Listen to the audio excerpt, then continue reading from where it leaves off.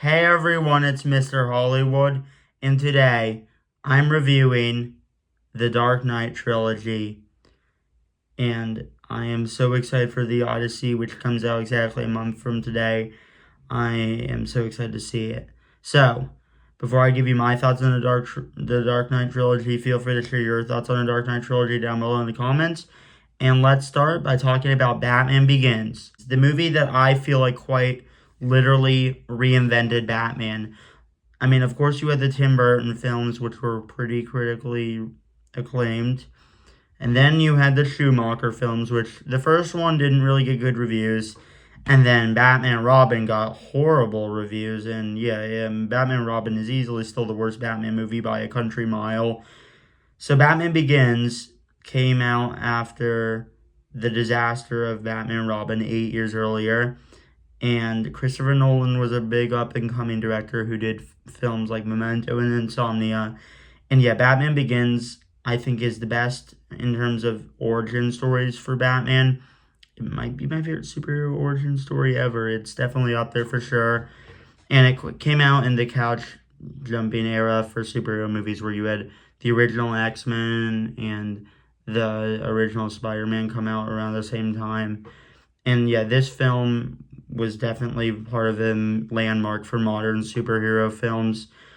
And yeah, I mean, Batman Begins, I thought the origin story aspects was great with Batman and, I mean, the story with how Bruce Wayne became Batman and the death of his parents and joining the Shadows of Justice with Ra's al Ghul. And I think Ra's al Ghul is a criminally underrated villain.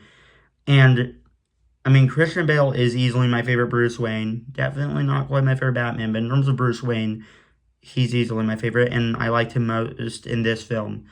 And, I mean, Christian Bale just did a great job as Bruce Wayne in this, and Liam Neeson as Ra's al Ghul, Cillian Murphy as Scarecrow, Gary Oldman as Gordon, and Morgan Freeman as Lucius Fox, and Michael Caine as Alfred. I mean, the cast here was pretty much just perfect all around.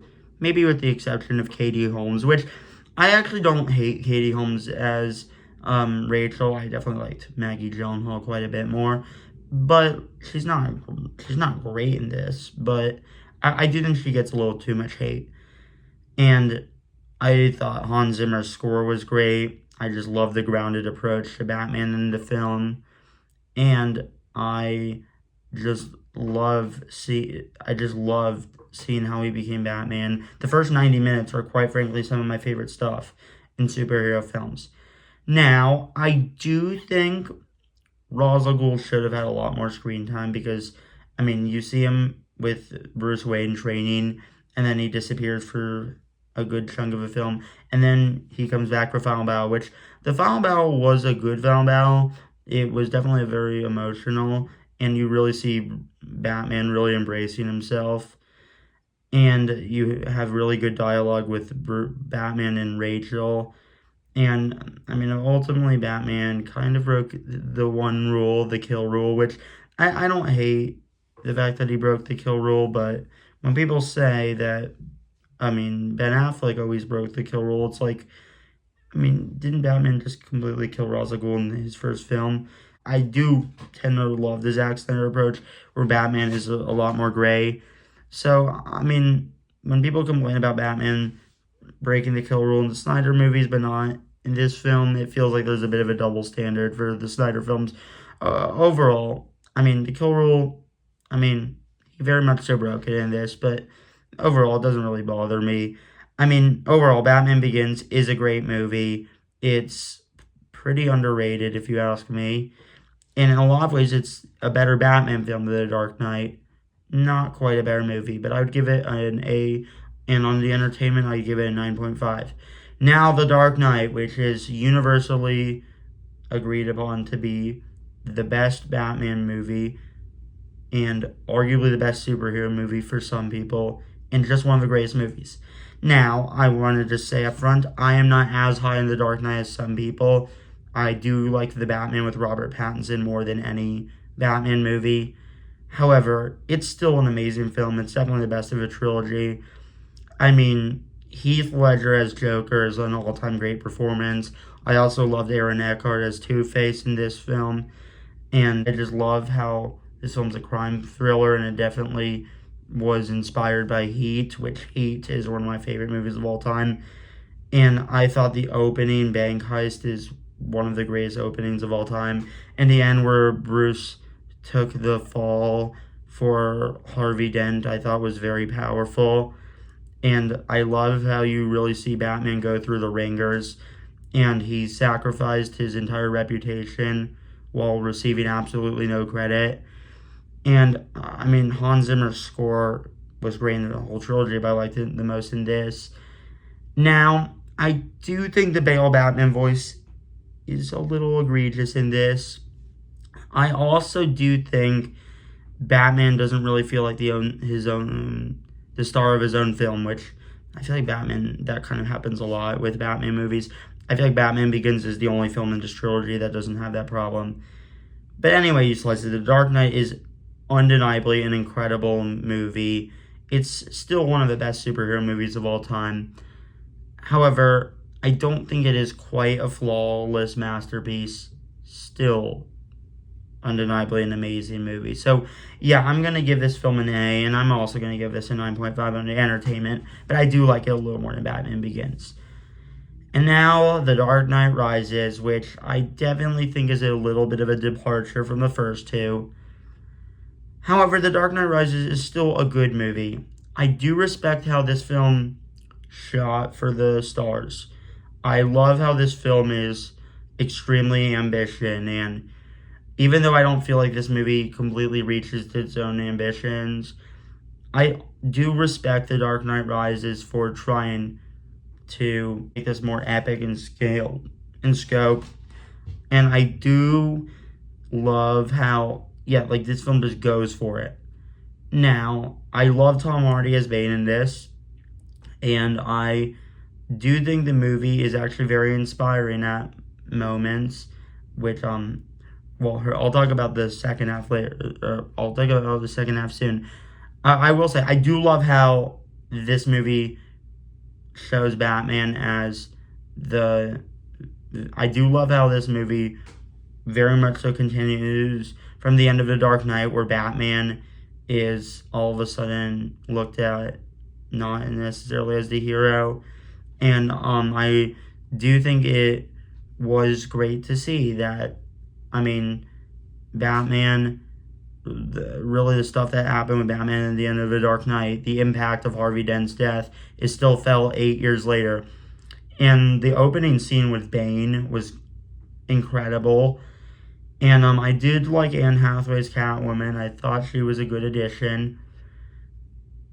And I do like how, you really see Alfred at odds with Bruce Wayne a bit, where he honestly knows that Bruce is not gonna stop doing what he does until it's too late.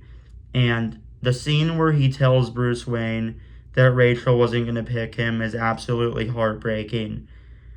And I think, Michael Caine's acting as Alfred might be the second best acting performance in the trilogy, besides Heath Ledger's Joker in The Dark Knight. His performance as Alfred in this one was incredible.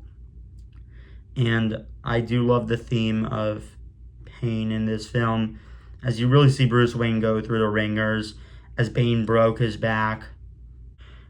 And the pit scene where Bruce climbs the pit, refuses to use the harness, that is one of the most adrenaline moments in film. It's actually very inspiring.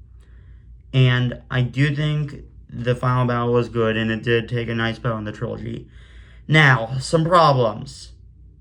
I do think it retreads a lot from Batman Begins. I don't hate that it does it, but then there just became a point where the movie got a little bit boring. And yes, after Bane broke Bruce's back, the movie definitely got a bit boring. I also think, just like The Dark Knight, and even more so, the movie doesn't really focus on Batman as, not only do they retread a lot from Batman Begins, Batman is barely in the film. He isn't Batman for the first 45 minutes. Then he becomes Batman and breaks his back. And Bane breaks his back. And then he doesn't really become Batman again until after he climbs out of the pit. So they kind of retreaded that twice in the same film. Now, I also hate Talia al Ghul in this. And her death scene was awful.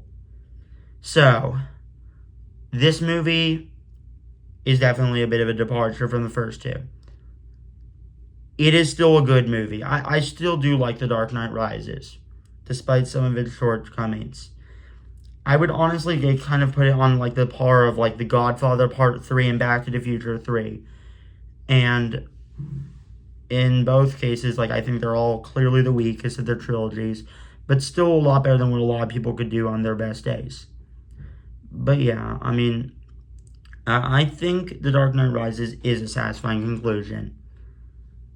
It's just a little disappointing because of how good the first two were. However, overall, it's a good movie. I do like The Dark Knight Rises quite a bit. I think it's definitely overhated. It's definitely slept on a bit. It's still definitely inferior to the first two. But overall, I'm going to give this an A-, and I'm going to give it a 9 out of 10. It's a good movie. It's a great movie. It just is definitely a medium-sized drop-off from the first two. But overall, that's my review of each movie in the Dark Knight Trilogy. I still think this is the best superhero trilogy of all time. I wouldn't quite put it in my top 5 favorite movie trilogies because I do think the Dark Knight Trilogy, as great as it is, there are still some clear, glaring flaws with this that always hold this back a little bit from being in my top 5 movie trilogies. But anyways, you slice it, it's still a great trilogy, and it is the best superhero trilogy, and it would probably still be my top 10 trilogies. Now, thanks for watching. Feel free to share your thoughts on the Dark Knight Trilogy down below in the comments. And this is day 58 of my 200-day posting streak goal. Now, thanks for watching, and peace out.